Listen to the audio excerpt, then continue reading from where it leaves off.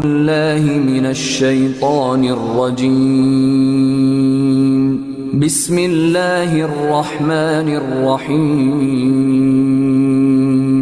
الحمد لله رب العالمين الرحمن الرحيم مالك يوم الدين إياك نعبد وإياك نستعين اهدنا الصراط المستقيم صراط الذين أنعمت عليهم غير المغضوب عليهم ولا الضالين.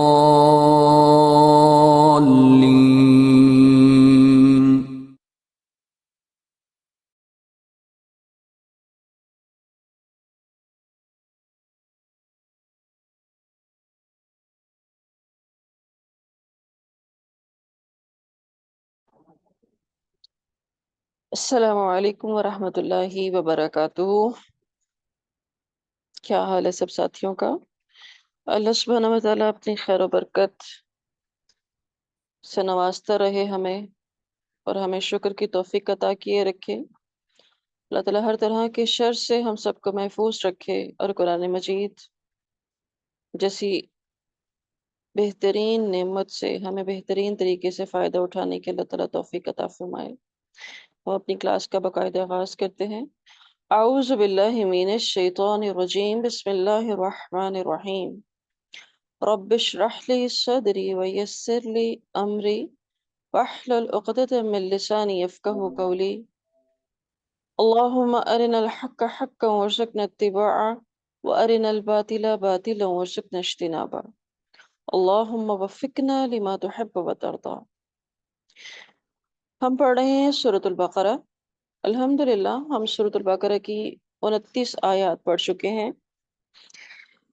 ہم نے سورۃ البقرہ جب سٹارٹ کی، اس سے پہلے سورۃ فاتحہ میں اللہ سبحانہ و تعالیٰ سے ہم نے جو دعا مانگی تھی، اللہ تعالیٰ سیدھا رستہ دکھا دے۔ اللہ سبحانہ و تعالیٰ نے قرآن مجید کی نعمت عطا کی ہمیں، جیسے کہ ہم نے البقرہ میں پڑھا کہ اللہ نے فرمایا ہے قرآن مجید کے لیے کہ الکتاب لا ریب فیہ، کہ اس میں کوئی شک نہیں ہے۔ پھر اللہ سبحانہ و تعالیٰ نے اس کتاب سے فائدہ اٹھانے والوں کی خصوصیات بیان فرمائی کہ کون لوگ ہیں کہ جن کو یہ کتاب فائدہ دے گی، اور اس کے بعد ان لوگوں کا بھی ذکر کیا گیا کہ جنہوں نے اس کتاب کو مانا نہیں اور ان کا انجام کیا ہوا، اور پھر وہ بھی لوگ کہ اور کن کو یہ کتاب فائدہ نہیں دیتی۔ آج ہم اپنا جو سبق ہے وہ شروع کر رہے ہیں آیت نمبر 30 سے۔ سب سے پہلے ہم لفظی ترجمہ کریں گے۔ اعوذ باللہ من الشیطان الرجیم۔ وَإِذْ، اور جب، قَالَ، کہا، ربک، تیرے رب نے، للملائکۃ، فرشتوں سے، انی، بے شک میں، جاعل، بنانے والا ہوں، فی الارض، زمین میں، خلیفتاً، جانشین۔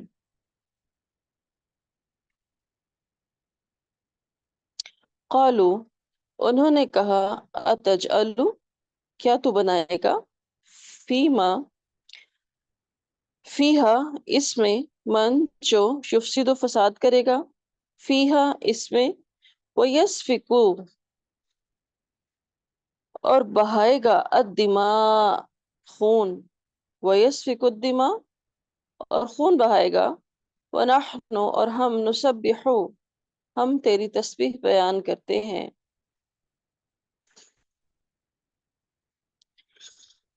بحمدک، ساتھ تیری تعریف کے، ونقدس، اور ہم پاکیزگی بیان کرتے ہیں، لکا، تیرے لیے، قالا، اس نے کہا، یعنی اللہ سبحانہ و تعالیٰ نے، انی، بے شک میں، اعلم، میں جانتا ہوں، ما، جو، لا تعلمون، تم نہیں جانتے، وعلم، اور سکھائے، آدم، آدم علیہ السلام کو، الاسماء، نام، کلہا، سارے کے سارے، ثم، پھر، عرضہم، انہیں پیش کیا، علی، اوپر، الملائکۃ، فرشتوں پر، وقالا، پھر فرمایا، انبئونی، بتاؤ مجھ کو، باسماء، نام، ہؤلاء، ان سب کے، ان اگر کن تم ہو تم صادقین تم سچے۔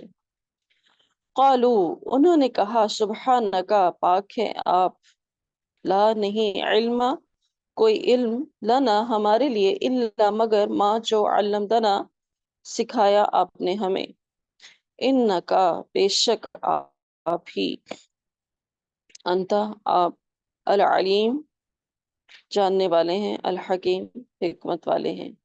قولا فرمایا، یا آدم اے آدم، انبئہم بتاؤ انہیں، باسمائہم ان کے نام، فلما پھر جب انبأہم اس نے بتایا انہیں یا اس نے بتائے انہیں، باسمائہم ان کے نام، قولا فرمایا، علم کیا نہیں، اقل میں نے کہا تھا، لکم تمہیں، انی کہ بے شک میں، عالم زیادہ جانتا ہوں، غیبا غیب، السماواتی آسمانوں کے، والارض اور زمین کے، وَأَعْلَمُ اور میں زیادہ جانتا ہوں، ما جو تبدون تم ظاہر کرتے ہو، وما اور جو کن تم ہو تم تکتمون تم چھپاتے۔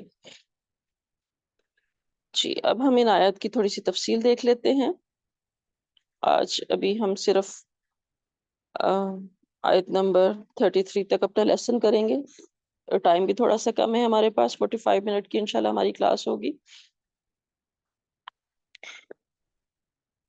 جی تو ہم نے اس میں پڑھا آیت نمبر 30 سے، جو ہم نے سبق سٹارٹ کیا ہے اپنا، کہ اللہ سبحانہ و تعالیٰ نے فرشتوں کے ساتھ جو مکالمہ کیا، وَإِذْ قَالَ رَبُّكَ لِلْمَلَائِكَةِ إِنِّي جَاعِلٌ فِي الْأَرْضِ خَلِيفَةً قَالُوا أَتَجْعَلُ فِيهَا مَن يُفْسِدُ فِيهَا وَيَسْفِكُ الدِّمَاءَ وَنَحْنُ نُسَبِّحُ بِحَمْدِكَ وَنُقَدِّسُ لَكَ قَالَ إِنِّي أَعْلَمُ مَا لَا تَعْلَمُونَ۔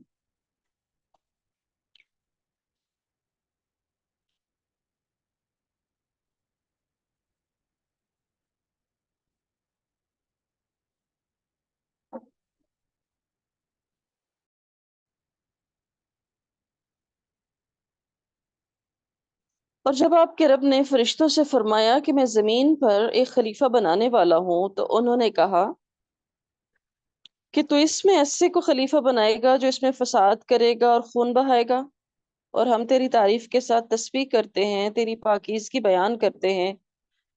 اللہ سبحانہ تعالیٰ نے فرمایا کہ بے شک میں جانتا ہوں جو تم نہیں جانتے۔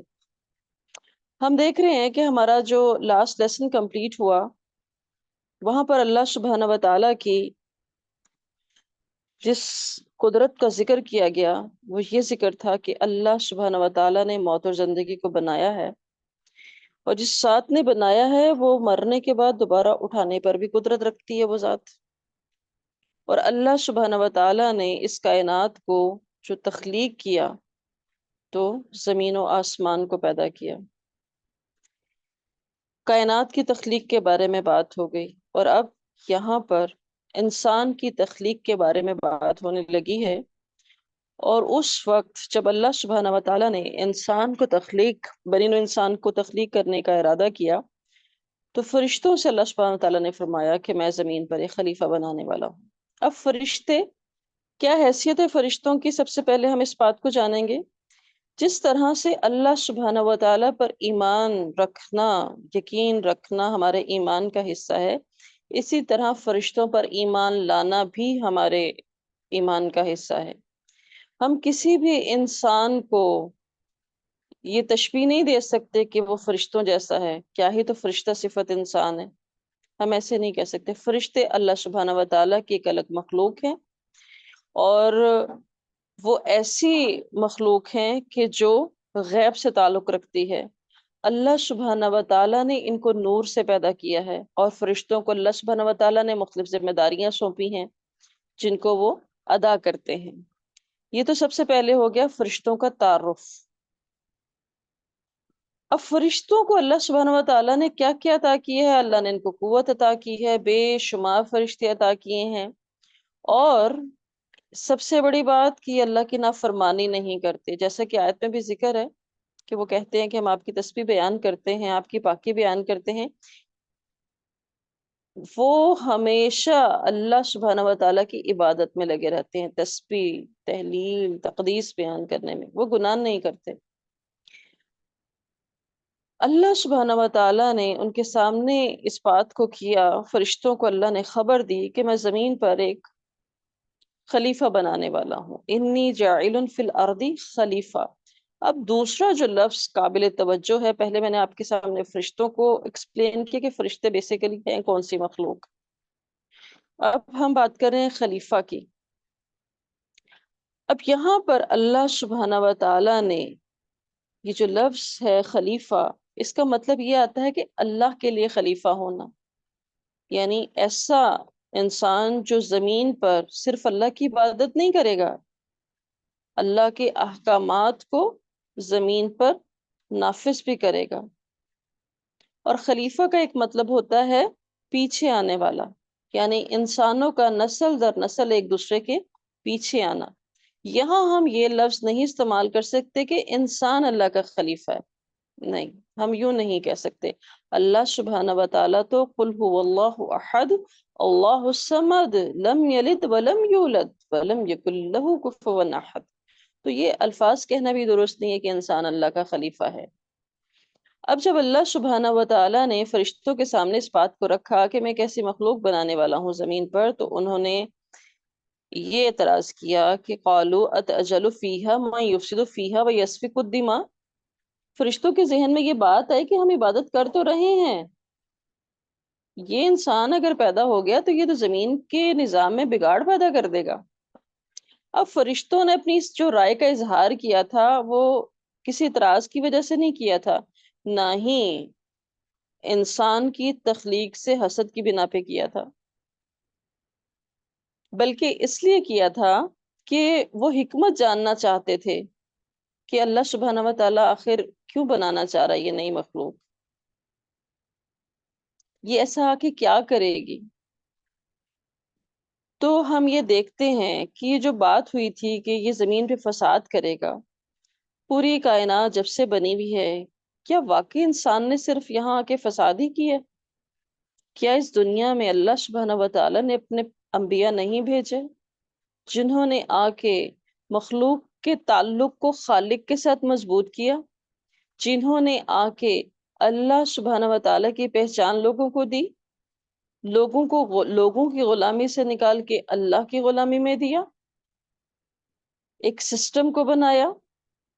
تو یہاں پر ہم صرف یہ نہیں کہہ سکتے کہ انسان کا تو کام ہی فساد کرنا ہے، یہ اصلاح کر ہی نہیں سکتے۔ انسانوں میں ہی انسان ہوتے ہیں جو دوسروں کی اصلاح کا کام کرتے ہیں، جو سیدھے راستے پر چلتے ہیں، وہ سیدھا راستہ جو ہم نے بھی مانگا ہے اللہ سبحانہ و تعالیٰ سے، اہدنا الصراط المستقیم۔ تو یہاں پر خلیفہ اس معنی میں بھی سمجھا جا سکتا ہے کہ یہ وہ ہوگی اللہ کی تخلیق کہ جو زمین پر آ کر زمین کے لوگوں کے درمیان جو جھگڑے ہیں ان کو ختم کرے گا، معاملات کے فیصلے کرے گا۔ اب یہ جو انہوں نے کہا تھا کہ اللہ ہم تیری پاکی بیان کرتے ہیں، تیری تقدیس بیان کرتے ہیں، تو کیا یہ کافی نہیں ہے؟ اللہ سبحانہ و تعالیٰ کی تعریف، اللہ کی حمد بیان کرنا، اللہ کی عبادت کرنا، یہ تو انسان کے اوپر پہلا فرض ہے۔ فرشتے تو یہ کام کر ہی رہے ہیں، اور فرشتوں کا یہ تسبیح کرنا، یہ تقدیس بیان کرنا، یہ تمحید بیان کرنا ہر وقت کا کام ہے۔ اور فرشتوں کا ایک گروہ ایسا بھی ہے کہ جنہوں نے اللہ کے عرش کو اٹھایا ہوا ہے، اور یہ حاملین عرش 8 ہے۔ رسول اللہ صلی اللہ علیہ وآلہ وسلم سے سوال کیا گیا کہ کون سا کلام افضل ہے، تو رسول اللہ صلی اللہ علیہ وآلہ وسلم نے فرمایا کہ جو اللہ نے اپنے فرشتوں یا اپنے بندوں کے لیے چنا، اور وہ کون سا کلام ہے؟ سبحان اللہ و بحمدہ سبحان اللہ العظیم۔ یہ چھوٹی سی تسبیح میزان کو بھر دینے والی تسبیح ہے، ہمیں اس کو اپنی تسبیحات کے اندر روزانہ کی روٹین میں شامل کرنا ہے۔ سبحان اللہ و بحمدہ سبحان اللہ العظیم استغفر اللہ۔ یہ ساتھ ایڈ کیا جا سکتا ہے۔ اب اسی آیت کے اندر جو اللہ سبحانہ تعالیٰ نے فرشتوں کا جواب دیا کہ قال انی اعلم ما لا تعلمون، تو اللہ تعالیٰ فرشتوں سے کہہ رہے ہیں نا کہ جو بات میں جانتا ہوں تم نہیں جانتے، کہ انہی لوگوں میں صرف فساد کرنے والے نہیں ہوں گے، میرے نیک بندے بھی ہوں گے، وہ نیک بندے کہ جن کے بارے میں ہم سورۃ فاتحہ میں پڑھ کے آئے ہیں، صراط الذین انعمت علیہم، انبیاء، صدیقین، شہداء اور صالحین۔ اگلی آیت میں اللہ تعالیٰ فرما رہے ہیں وَعَلَّمَ آدَمَ الْأَسْمَاءَ كُلَّهَا ثُمَّ عَرَضَهُمْ عَلَى الْمَلَائِكَةِ فَقَالَ أَنْبِئُونِي بِأَسْمَاءِ هَؤُلَاءِ إِن كُنتُمْ صَادِقِينَ۔ اور اللہ سبحانہ و تعالیٰ نے یعنی اس نے آدم کو سب کے سب نام سکھا دیے، پھر انہیں فرشتوں کے سامنے پیش کیا اور فرمایا اگر تم سچے ہو تو مجھے ان سب کے نام بتا دو۔ یہاں پر اللہ سبحانہ و تعالیٰ نے آدم علیہ السلام کو جو شرف بخشا تھا اس کا ذکر کیا جا رہا ہے کہ اللہ نے ان کو علم سے نوازا، ساری چیزوں کے اللہ نے آدم علیہ السلام کو نام سکھا دیے، جبکہ فرشتوں کے پاس سے علم نہیں تھا۔ اور یہ علم کیوں دیا اللہ نے آدم علیہ السلام کو؟ کہ فرشتوں پر یہ حکمت اور مصلحت ظاہر ہو جائے کہ اللہ نے خلیفہ آخر پیدا ہی کیوں کیا ہے، یہ فضیلت بتانے کے لیے، یہ مصلحت تھی، یہ فضیلت علم کی وجہ سے ملی ہے آدم کو۔ اور آج ہم علم سے ہی نابلد ہیں۔ انسان کو جس بنا پر شرف حاصل ہے وہ علم کی بنا پر حاصل ہے۔ آج ہماری زندگیوں میں علم کی کتنی اہمیت ہے، صرف ایک ڈگری کاغذ کا ٹکڑا حاصل کرنے کی حد تک، اور یہاں پر اتنی عبادت گزار مخلوق پر اللہ سبحانہ و تعالیٰ نے فضیلت عطا کی ہے آدم کو۔ اب سوال یہ پیدا ہوتا ہے کہ کن چیزوں کے نام اللہ سبحانہ و تعالیٰ نے سکھائے تھے آدم علیہ السلام کو؟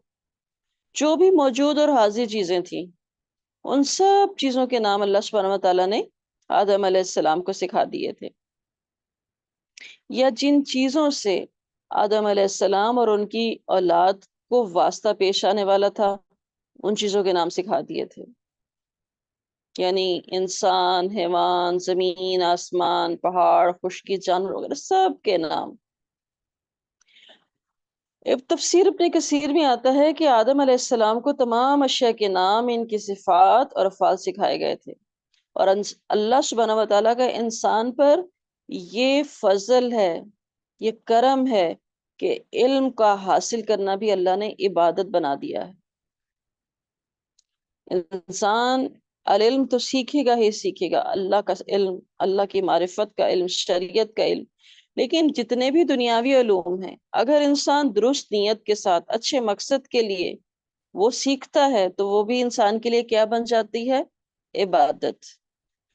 تو اللہ سبحانہ و تعالیٰ کا ہر چیز کا نام سکھا دینا آدم علیہ السلام کو اللہ تعالیٰ کی رحمت نہیں ہے تو اور کیا ہے؟ ثم عرضهم على الملائكة فقال انبئوني باسماء هؤلاء۔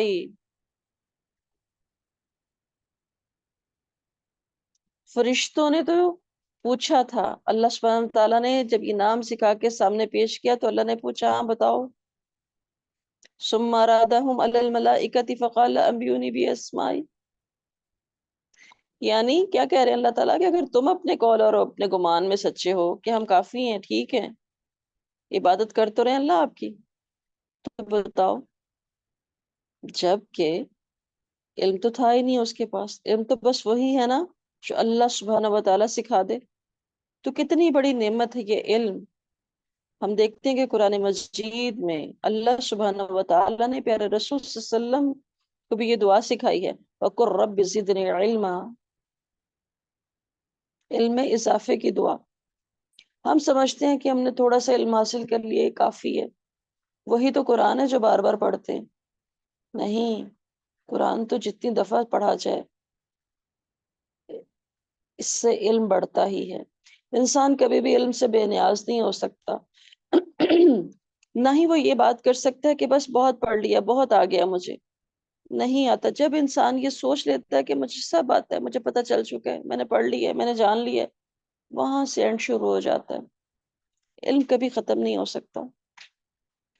جب اللہ سبحانہ و تعالیٰ نے فرشتوں سے کہا کہ بتاؤ مجھے ان کے نام، تو فرشتوں نے جواب دیا قالوا سبحانک لا علم لنا الا ما علمتنا انک انت العلیم الحکیم۔ انہوں نے کہا اللہ تو پاک ہے، ہمیں کچھ نہیں معلوم، بس اتنا ہی معلوم ہے جو تو نے ہمیں سکھا دیا، بے شک تو خوب علم رکھنے والا اور بہت حکمت والا ہے۔ فرشتوں کو فوراً سے احساس ہو گیا اپنی کم علمی کا، انہوں نے آدم کی فضیلت کا اقرار کر لیا، اور اللہ سبحانہ تعالیٰ سے کہا کہ اللہ تعالیٰ ہم تیرے علم کا احاطہ نہیں کر سکتے، بس اتنا ہی ہمیں پتہ جتنا تو نے ہمیں سکھا دیا ہے۔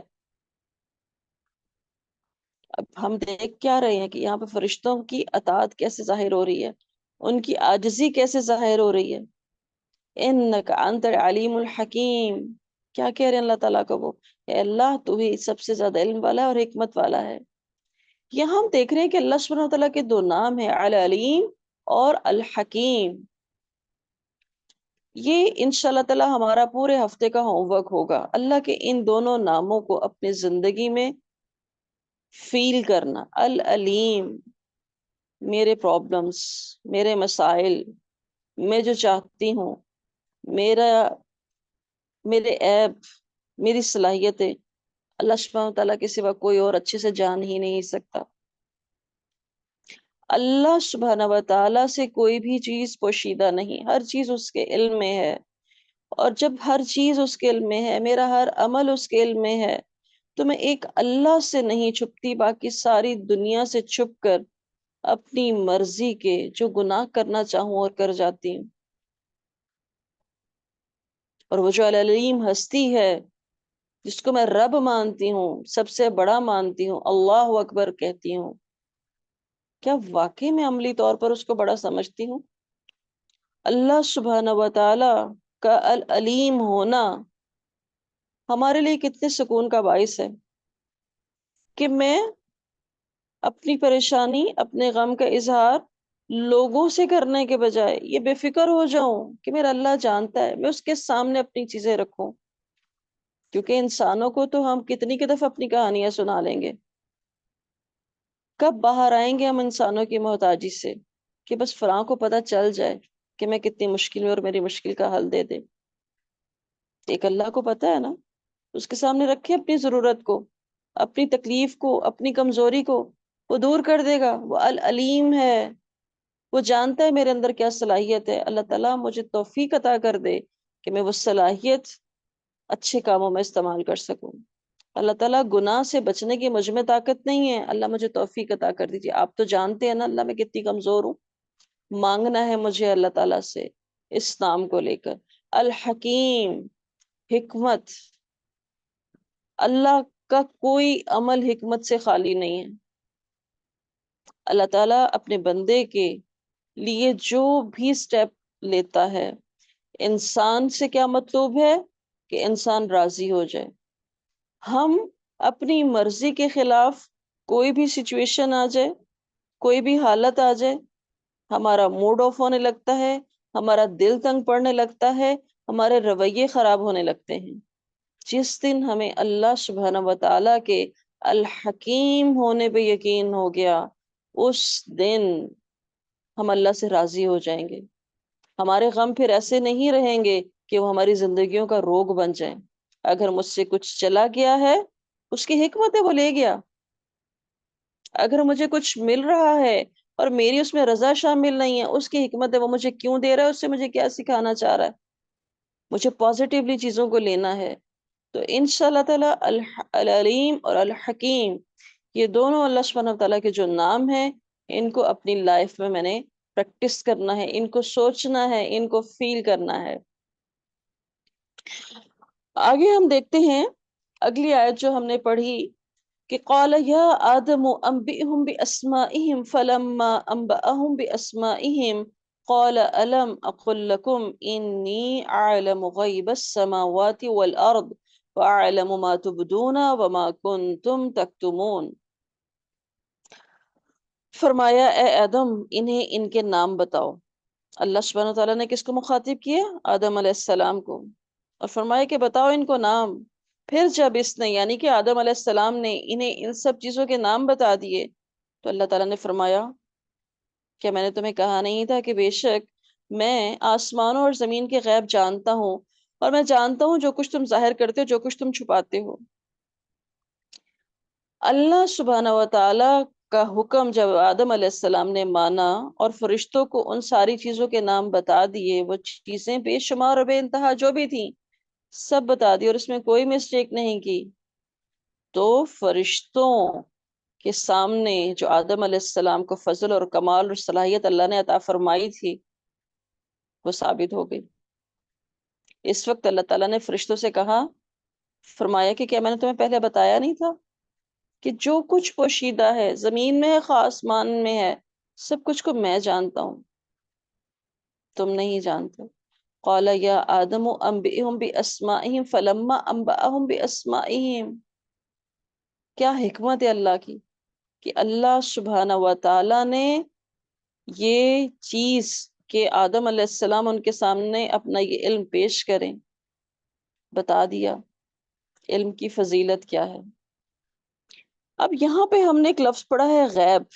اللہ تعالیٰ نے فرمایا نا کہ انی عالم غیب السماوات والارض۔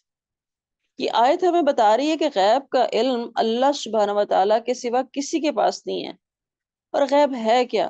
ہر وہ چیز جو ہم سے پوشیدہ ہے، جو ہمیں نظر نہیں آ سکتی، جس کا ہم مشاہدہ نہیں کر سکتے، وہ غیب ہے۔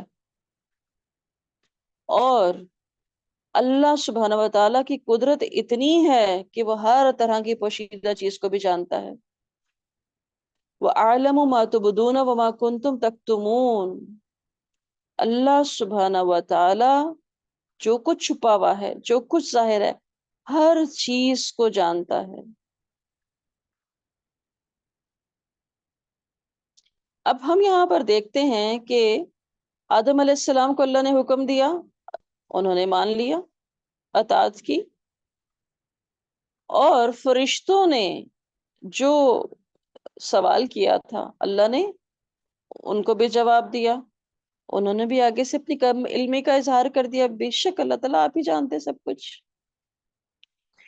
تو آج کا جو ہمارا لیسن ہے، آیت نمبر 33 تک ابھی ہم نے پڑھا ہے، ابھی ہمارے پاس تھوڑا سا ٹائم بچتا ہے، ہم اس میں مزید تھوڑا سا آگے پڑھ لیتے ہیں کہ وہ اس کلنا، اور جب کلنا کہا ہم نے للملائکتی فرشتوں سے، اسجدوا سجدہ کرو لی آدم آدم کو فسجدوا تو انہوں نے سجدہ کیا، الا ابلیس سوائے ابلیس کے، ابا اس نے انکار کیا، واستکبر اور تکبر کیا، وکانا اور وہ ہو گیا من الکافرین انکار کرنے والوں میں سے، کفر کرنے والوں میں سے۔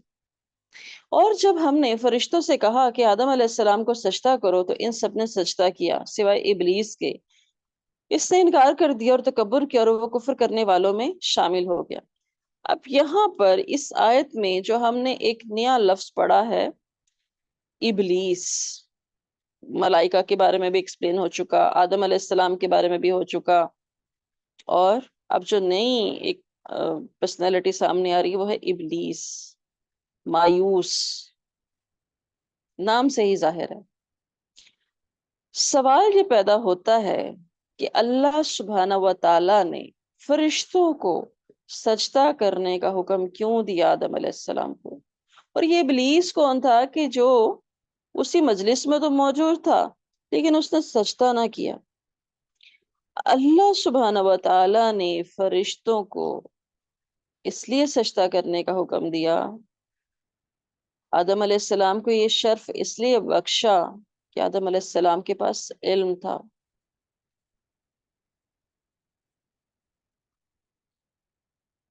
اور یہ جو سجدہ تھا یہ عاجزی کے لیے تھا، تعظیم کے لیے تھا۔ ایک سجدہ وہ ہے جو ہم اپنی نماز میں کرتے ہیں۔ کیسے کرتے ہیں وہ سجدہ ہم؟ کہ جب ہماری دونوں ہتھیلیاں، دونوں گھٹنے، دونوں پاؤں اور پیشانی اور ناک زمین پر لگتی ہے۔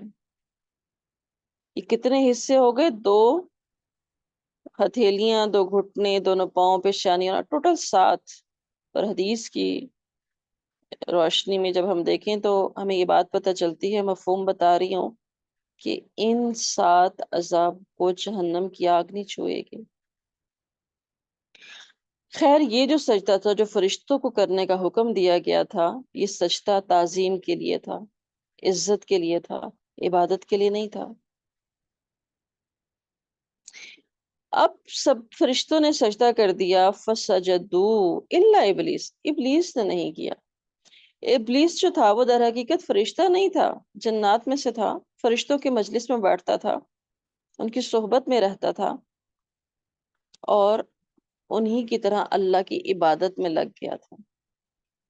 اس نے اللہ کا انکار نہیں کیا تھا، اللہ کی اطاعت کا انکار کیا تھا۔ اللہ کو تو مانتا تھا، عبادت گزار ہو گیا تھا نا، فرشتوں کے ساتھ رہ کے تھا تو جن، لیکن اسی محفل میں اور صحبت کے اثر سے فرشتوں جیسی محفل مل گئی اس کو۔ لیکن جب اللہ کی اطاعت کا ٹائم آیا تو اس نے اس ٹائم پہ انکار کر دیا۔ اس نے انکار کیوں کیا؟ کہا کہ ابا واستکبر وکانا من الکافرین، ابلیس نے انکار کیا حسد اور تکبر کی بنا پر سجدے سے۔ کس چیز کا حسد تھا اس کو؟ کس چیز کا تکبر تھا اس کو؟ تکبر جو تھا اس کو اس بات کا تھا کہ میں بہت عبادت گزار ہوں، میں اس آدم کو سجدہ کیوں کروں؟ بات تو تھی کہ اگر وہ واقعی عبادت گزار ہوتا تو اللہ کی اطاعت کرتا، اللہ کا کہنا مانتا۔ اللہ کو تو مانتا تھا لیکن اللہ کا کہنا نہیں مانتا تھا۔ ہم دیکھتے ہیں کہ ہم بہت ساری چیزوں میں اللہ کا کہنا نہیں مانتے۔ اللہ کو تو ہم سارے لوگ مانتے ہیں لیکن اللہ کا کہنا نہیں مانتے۔ کیا یہ عمل کہیں ابلیس کے عمل سے ملتا جلتا تو نہیں ہے؟ اور ابلیس کا یہ تکبر کس لیے تھا؟ کہ وہ خود کو بہتر سمجھ رہا تھا آدم سے۔ جب ہم اللہ کا کہنا نہیں مان رہے ہوتے تو ہم اپنی سوچ کو، اپنی مرضی کو بہتر سمجھ رہے ہوتے ہیں۔ اللہ سبحانہ و تعالی نے آدم علیہ السلام کو پیدا کیا، برتری دی آدم علیہ السلام کو۔ عبداللہ بن عمر سے نے فرمایا ہے کہ اللہ تعالیٰ نے 4 چیزوں کو اپنے ہاتھوں سے پیدا کیا۔ نمبر 1 عرش، نمبر 2 قلم، نمبر 3 آدم علیہ السلام، اور نمبر 4 جنت عدن۔ پھر ساری مخلوق سے کہا کہ ہو جا تو وہ ہو گئی۔ اب ابلیس کی صفات پہ ہم نے اپنا چیک رکھنا ہے کہ اس نے اللہ کے حکم سے انکار کیا، تکبر کیا، حق کو قبول نہیں کیا، اور یہ بہت ہی بدترین عادتیں ہیں جو کسی بھی انسان میں پائی جائیں، کہ وہ اللہ کے حکم کا انکاری ہو، خواہ عملی طور پر، خواہ زبانی طور پر۔ اور یہ تکبر ہی ہے جو انسان کو حق قبول کرنے سے روک کے رکھتا ہے۔ جس کے اندر تکبر ہو وہ حق کو قبول نہیں کرتا، وہ حق کی مخالفت کرتا ہے۔ اور ایک اور کوالٹی ہوتی ہے ایسے انسان کے اندر کہ وہ لوگوں کو حقیر سمجھتا ہے، خود کو بہتر سمجھتا ہے۔ آیت نمبر 34 تک آج ہم نے اپنا لیسن کمپلیٹ کیا ہے۔ اللہ تعالیٰ اس کو ہمیں بہترین طریقے سے سمجھنے کی توفیق عطا فرمائے۔ ابھی ہم تھوڑی سی تکبر کے اوپر بات کر لیتے ہیں کہ حق کیا ہے۔ اللہ سبحانہ و تعالیٰ نے جو کرنے کو کہہ دیا، جس کام سے منع کر دیا، یہی حق ہے۔ اور ہم اپنی ہر کلاس کے سٹارٹ میں یہ دعا مانگتے ہیں، اللہم ارنا الحق حقا وارزقنا اتباع وارنا الباطل باطلا وارزقنا اجتنابا۔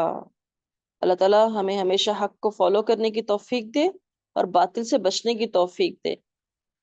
تو انشاءاللہ تعالیٰ ہم نے اپنے عمل پہ چیک رکھنا ہے کہ یہ جو ابلیس والی عادتیں ہیں کہیں ہمارے اندر تو نہیں پائی جاتی۔ اللہ تعالیٰ ہماری یہ چھوٹی سی کوشش کو قبول کرے، ہمارے لیے اس قرآن مجید کے فہم کو آسان بنا دے۔ سبحان ربک رب العزت عما یصفون والسلام علی المرسلین والحمد للہ رب العالمین۔ اللہم احسن عاقبتنا فی الامور کلها واجرنا من خزي الدنیا وعذاب الآخرہ۔ ربنا تقبل منا انك انت السميع العليم وتب علينا انك انت التواب الرحیم۔ الہی آمین ثم آمین۔ السلام علیکم ورحمۃ اللہ وبرکاتہ۔ جی آپ ساتھیوں میں سے اگر کسی کا کوئی سوال ہے، کوئی بات کرنا چاہتا ہے تو کینڈی کر لیں۔